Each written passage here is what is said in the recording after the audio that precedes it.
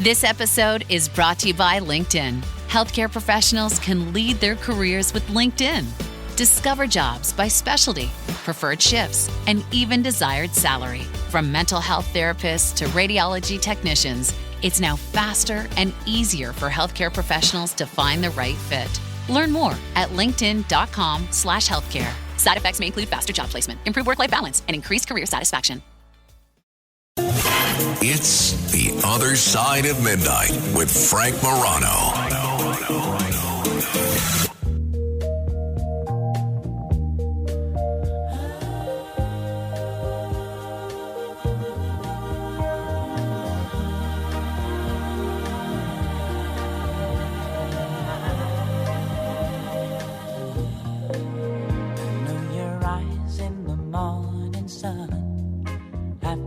Touch me in the pouring rain. This is The Other Side of Midnight. I'm Frank Morano. It is the 1-year anniversary of the horrific terrorist attack in Israel that occurred on October 7th of last year. And since then, really, for a lot of people, the world has changed.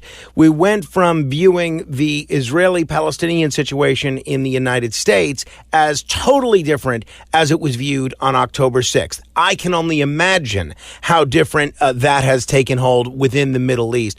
A lot of people have felt that they viewed the presidential election differently. They viewed domestic politics differently. They viewed foreign affairs differently.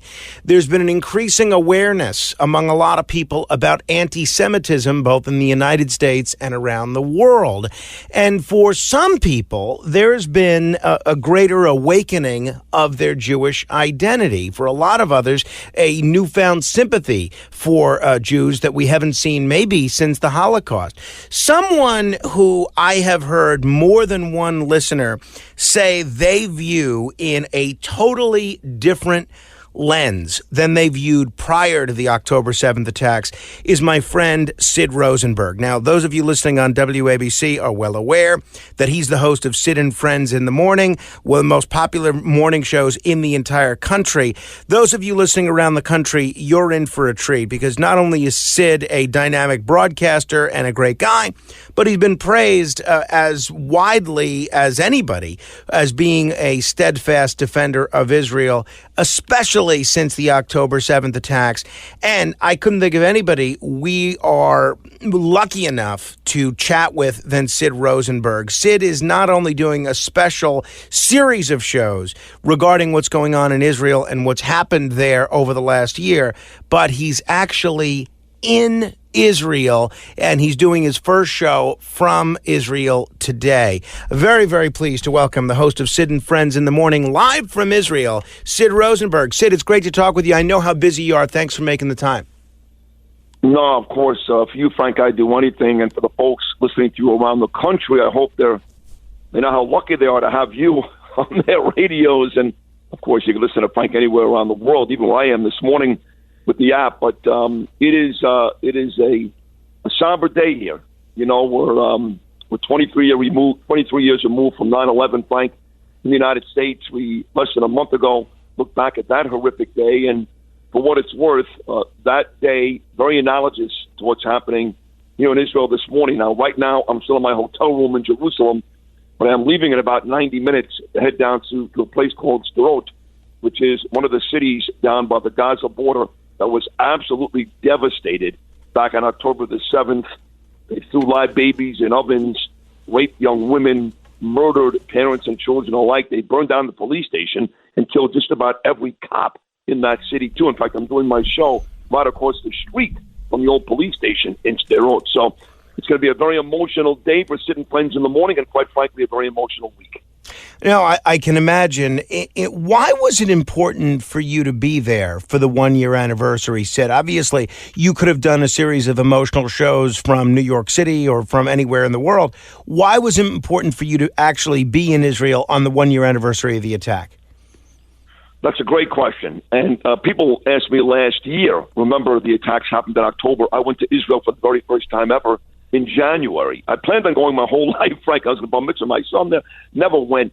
And they said, why would you go now, 3 months after the attacks? I mean, it's still dangerous. There are terrorist attacks taking place. And I said, because this is the time I need to be here. I got to tell you, back in January, on more than one occasion, Danielle and I would walk down the streets, and people would stop me, Frank, in Jerusalem, in Tel Aviv, and go, hey, thank you for coming. I'd be like, you know who I am? They're like, of course you know who you are. So these people are very in tune with what's going on in New York, in America, in our country. They know who I am. They were really appreciative when I showed up last January.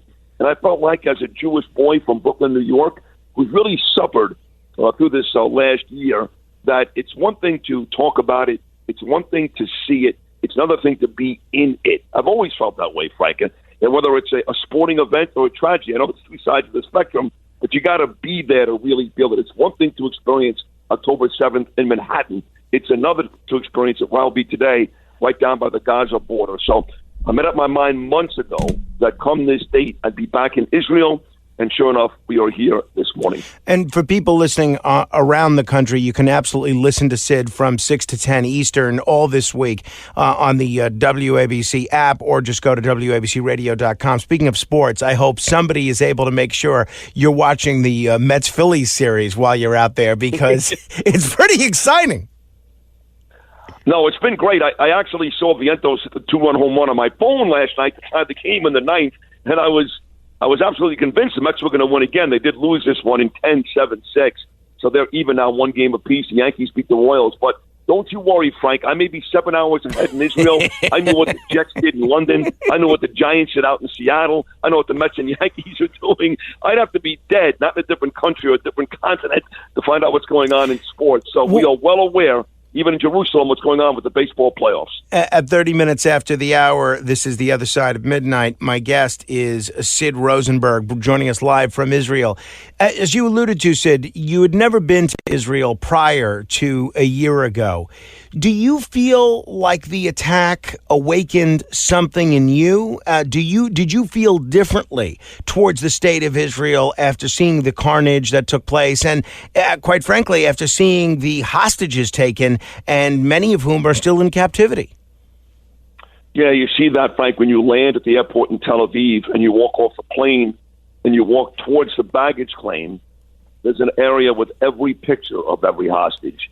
Now, what I did notice was there were a lot more pictures when I was here in February, because once they find out the hostages are gone, like Hersh Goldberg, for example, they remove the faces. So there are less than there were in January, but there are still over 100 that are missing, many of them presumed to be dead, of course, but we want them back regardless. That's how much we value the life here in Israel. So, look, I've never been to Israel. I've always loved the country. As a Jewish male, it always meant a lot to me, but certainly coming here in January, now when I came back this time, Israeli said to me, welcome home. He couldn't say that last October the 6th, but now that I'm here twice since that tragic day, they say welcome home. And it felt that way. You know, I actually cried. I cried the last time I left, and this is not a fun day here today. It's not a celebratory day. It's an incredibly somber and sad day. But with that said, I'd rather not be any place in the world. And I'll tell you this, Frank, talking about my Judaism, I've always been a proud Jew. I'm not the most observant Jew. I don't observe Shabbos. I don't keep kosher. I don't keep every holiday. But Hamas did for Sid Rosenberg what they did for many people, which is they brought out the Jew in Sid Rosenberg. If they were looking to crush the Jewish people and crush our religion, it went the complete opposite. I think what Hamas did was make millions of Jews, including me, more aware and more proud to be a Jew than any point prior in their lives. So congratulations, Hamas. You brought out the Jew in Sid Rosenberg. And a lot of other folks over the course of the last year as well. Like I alluded to, around the world, there's been a total reawakening of folks associating with their Jewish identity, something that they hadn't, up until that point, been as likely to embrace. You're doing a especially big show today in that you're going to be joined by the former and very possibly future president of the United States, Donald Trump. Tell us about that. How'd you pull that off, getting President Trump to join you on radio today? Well, look, he's been on, as you know, now this will be the fifth time he's been on with me in the last 18 months. So he and I have forged this really great friendship.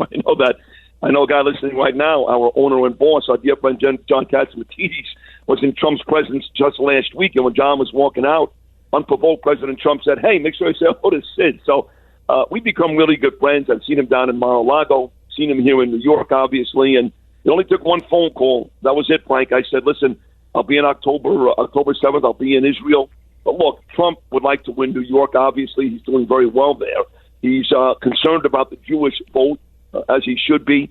And what better way to represent the Jewish people than to call Sid Rosenberg, a big voice in New York, a big Jewish voice in New York, live in Israel on this day, October the 7th. It only took one ask. That was it. Wow. And he said absolutely. So he's got a very busy day today. He's going to be down in Doral in Miami at a big event for October the 7th. He's got 2 or 3 different events, but he is taking time out on this busy morning, 8 a.m. He's giving me a solid 15 minutes. He's got to be out at 8:15, a solid 15 minutes. Trump and Rosenberg talking about October 7th, talking about the Jews. We'll do everything. Now, Frank, we'll talk about, obviously, even Kamala Harris going on Howard Stern.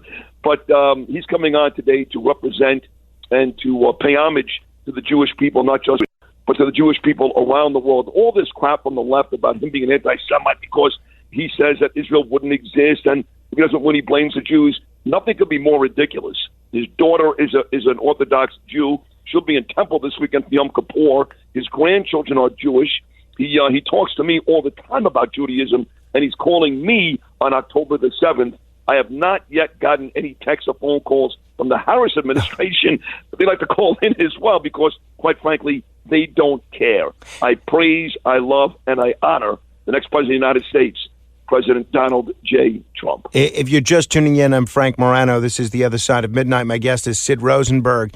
Sid, speaking of President Trump, he got a lot of attention over the weekend, drew a tremendous international audience because he went back to the site of his first assassination attempt, and the rally was watched online by literally millions of people. Also, the first Trump rally that Elon Musk spoke at. Did you get an opportunity to watch any of that? Oh, I certainly did. In fact, I plan on starting my conversation later on this morning with, how did he start the conversation again? As I was saying, that was brilliant. It was a great rally. They're all great. I mean, let's be honest. I had the fortunate opportunity to sit front row next to Bruce Blakeman at the National Coliseum on Long Island just a couple of weeks ago, 18,000 large. This is even a bigger audience when you consider the millions watching around the world. And you know, people are calling me courageous and gutsy for being back in Israel today. The real guy with guts is Trump. He got shot. And he's back in Butler, Pennsylvania on Saturday to a raucous crowd. And I told his daughter-in-law, I'm very close with Laura Trump, very close. She's on every 2 weeks on my show. I told her last week, I said, to be honest, about a month ago, I had my concerns. Kamala's a woman. She's black. She's spreading joy. I thought she won the debate. And I was a little nervous about President Trump. I told her, I said, in the last week or two, I've now got this really overwhelming sense of confidence that Trump is going to win. And I got to tell you, Frank, it's not going to be that close. I mean, I see this as almost, I want to say an easy win. That's ridiculous. But I think Trump is going to win this relatively easily. So he was great on Saturday. America loves this guy. You can see that people now, both Republicans, Democrats, and independents, are sick and tired of what's going on in this country and around the world. Harris continues to be missing in action. I mean, I don't know what she does most days, but Donald Trump is always out there. You can touch him. You can feel him. You can hear from him, including my show this morning. So Saturday was great, and this morning promises to be great as well. If you're having problems with your septic system and you're tired of spending so much money each year to have it pumped, then SeptiClean is the answer for you. SeptiClean is an advanced specially formulated blend of bacteria used in the treatment of home and commercial septic systems. The breakdown of waste in your system relies on biological activity of naturally occurring bacteria. SeptiClean restores the natural biological process in your septic system and boosts the existing biological activity. SeptiClean is completely safe on all plumbing and can help prevent expensive emergencies in pumping. SeptiClean has approximately 6 to 100 times the bacteria count of other leading off-the-shelf brands in a 1-year supply. SeptiClean comes in a water-soluble pack, which you flush down the toilet once a month with no mess or stress. Save time, money, and maintenance on your septic system. Find SeptiClean at Emporium True Value Hardware on Main Street in Sag Harbor or visit micro-tab.com. That's micro-tabb.com. Micro-tabb.com. At Sephora, we've got what you want because you're obsessed with your skin and we're obsessed with what it needs. Sephora has the best products to help you get beautiful, glowing, radiant skin. With an extensive, inclusive range of results-driven formulas and in-store beauty advisors to help you find exactly which are right for you, the best skincare is only at Sephora. Sephora, for all your skincare. This episode is brought to you by LifeLock. Not everyone is careful with your personal information, which might explain why there's a victim of identity theft every 5 seconds in the U.S. Fortunately, there's LifeLock. LifeLock monitors hundreds of millions of data points a second for threats to your identity. If your identity is stolen, a U.S.-based restoration specialist will fix it, guaranteed, or your money back. Save up to 40% your first year by visiting LifeLock.com/podcast. Terms apply. This podcast is supported by Progressive, a leader in RV insurance. RVs are for sharing adventures with family, friends, and even your pets. So if you bring your cats and dogs along for the ride, you'll want Progressive RV insurance. They protect your cats and dogs like family by offering up to $1,000 in optional coverage for vet bills in case of an RV accident, making it a great companion for the responsible pet owner who loves to travel. See Progressive's other benefits and more when you quote RV insurance at Progressive.com today. Progressive Casualty Insurance Company and Affiliates. Pet injuries and additional coverage and subject to policy terms. You alluded to Kamala Harris going on with Howard Stern on Tuesday afternoon. I know you're a fan of Howard Stern, at least you have been over the years. You've been a guest on Howard Stern's show. I'm a Stern fan as well. What's your take on that? I mean, obviously he got a lot of attention with the President Biden interview. And, I'm curious how you kind of look at Howard these days, given the fact that he's providing a platform to folks like President Biden and Vice President Harris. And you've heretofore had such a high opinion of his program. Not just providing a platform, but quite frankly, drooling over these people. It's pathetic. I mean, his interview with Joe Biden was one of the worst I've ever heard. And I'm on record saying this many, many times.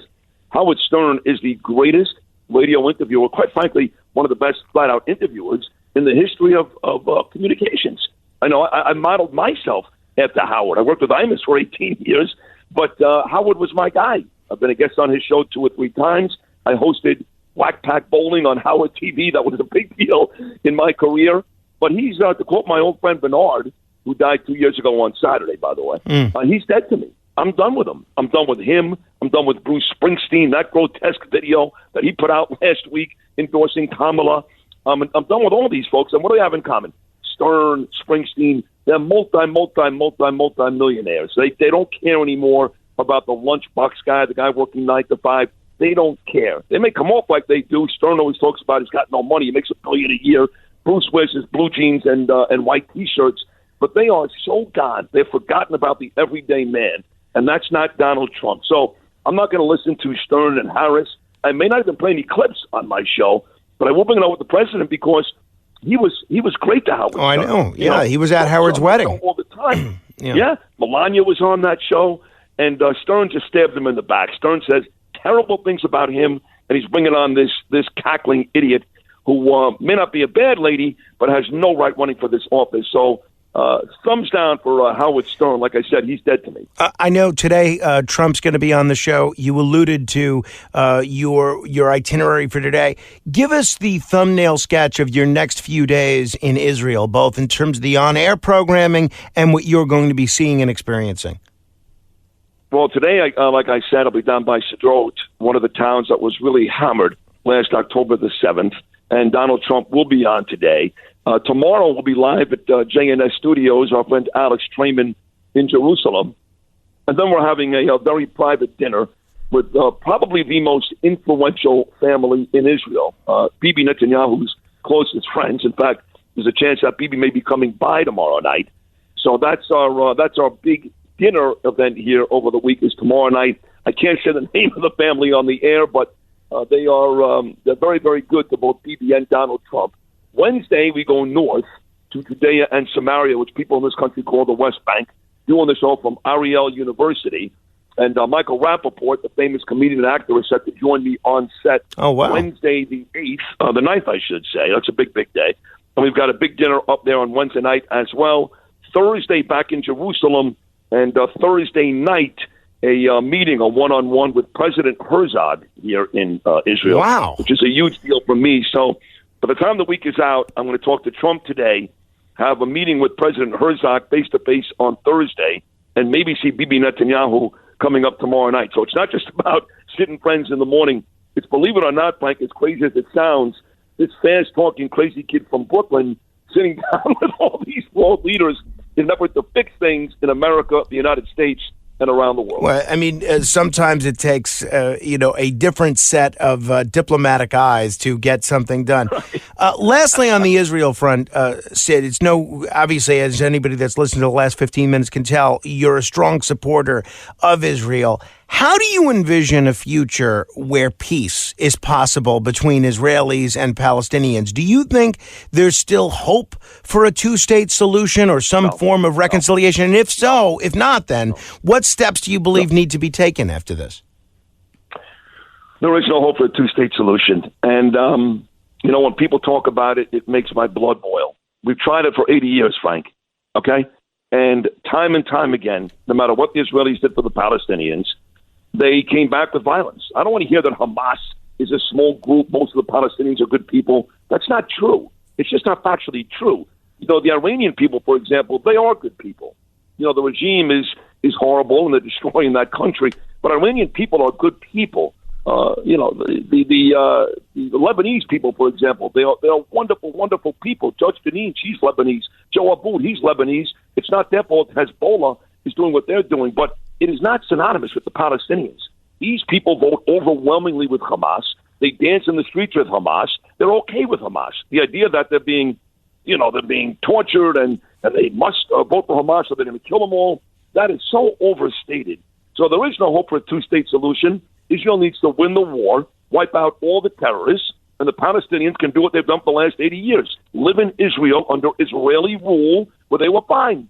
They had great jobs, they had homes, they had everything they needed. Israel took care of everything. This occupying stuff is also a lie and quite frankly grotesque. They need to live in Israel under Israeli rule and live peacefully, and then maybe in 100 years, Frank, we can come back to that two-state solution conversation. But right now, that is off the table. For decades and decades, they have proven the Palestinian people, above and beyond Hamas, they cannot be trusted, and therefore Israel must win the war and run this country. I could follow up with about 40 minutes worth of stuff based on what you just said, but I'm not. Last item that I'm going to ask you, because you were in the news for this as well, has to do with a recent guest of yours, and that's Congressman Michael Lawler. He obviously has been criticized, and he's admitted, for dressing like Michael Jackson, which they said was blackface, looked to me like it was bronzer in college. And now Politico and some other media outlets are trying to put together a host of, or basically a pattern of racially insensitive issues that he's been engaged in recently. This is from Politico over the weekend. It said, last week, the Hudson Valley Republican pivoted to a different topic when far-right talk radio host Sid Rosenberg told him in an interview that Islamophobia and white supremacy do not exist, but black supremacy does. Basically, they're not even giving Lawler a hard time for anything he said. They're giving him a hard time for, I guess, not shouting at you and telling you to shut up. I'm curious, Sid, just because you did have Lawler on just Friday, what's your take on this whole Lawler kerfuffle and your apparent role in it? No, I said that, and I'll double down on it this morning. Islamophobia doesn't exist. Let's stop. A couple of cabbies got punched in the face after 9/11. That's about the extent of it. White supremacy, give me a break, okay? But this idea that you can't wear makeup on your face. If you're a white guy and you're going as Michael Jordan or Michael Jackson Halloween, you got to be a black guy. Eddie Murphy for years and years and years, the white Jew, nobody said a word. The double standard between black people and white people in this country is not acceptable to me. I'm not going to sit there and say it's okay. What about that characterization of you as far right? Is that something you agree with? I'm pro-choice. I'm pro-choice. I'm pro-gay marriage. Does anybody listen? And that's not the first time that happened, Frank. Not just Politico. It's been said about me before in other articles when I've had Trump on the show, or when I had Eric Adams on, they would say, why would the mayor of New York go on with a far-right radio host? I'm pro-choice, you morons. I'm pro-gay marriage. I'm anything but far-right, but it doesn't matter. Point being here, Mike Warner did nothing wrong. If you're going as a black person for Halloween, make your face black. It has nothing to do with minstrels or slavery. The fact they keep going back to that is really a slap in the face. It's insulting. Mike Warner did nothing wrong. He didn't want to say it, so I said it for him because, frankly, I'm not afraid. I'm not afraid. I'm tired of the double standard that exists between blacks and whites in America. That needs to be fixed, not your Halloween costume. Sid Rosenberg is a preview of what you can expect to hear live from Israel all week long. Just as passionate about what's going on in the world as he is domestic politics, as he is what's going on with the Mets in Philly. Sid Rosenberg, it is always a treat to talk with you. Do me a favor and stay safe, my friend. I will, buddy. Thank you for calling me very, very early on an Israel morning. I would only do this for you, Frank Morano, but you're a great friend, a tremendous talent. Folks, you got big ratings. Big ratings in New York. Trust me. I love you, pal. Thank you so much. Love you too, man. Come back safe and have a great trip. God bless you. Happy New Year as well. Hey, if you want to comment on any portion of my discussion with Sid Rosenberg, you can give me a call, 646-720-0635. That's 1-646-720-0635. This is The Other Side of Midnight. I'm Frank Morano. Straight ahead. If you're having problems with your septic system and you're tired of spending so much money each year to have it pumped, then SeptiClean is the answer for you. SeptiClean is an advanced specially formulated blend of bacteria used in the treatment of home and commercial septic systems. The breakdown of waste in your system relies on biological activity of naturally occurring bacteria. SeptiClean restores the natural biological process in your septic system and boosts the existing biological activity. SeptiClean is completely safe on all plumbing and can help prevent expensive emergencies in pumping. SeptiClean has approximately 6 to 100 times the bacteria count of other leading off-the-shelf brands in a 1-year supply. SeptiClean comes in a water-soluble pack, which you flush down the toilet once a month with no mess or stress. Save time, money, and maintenance on your septic system. Find SeptiClean at Emporium True Value Hardware on Main Street in Sag Harbor or visit micro-tab.com. That's micro-tabb.com. Micro-tabb.com.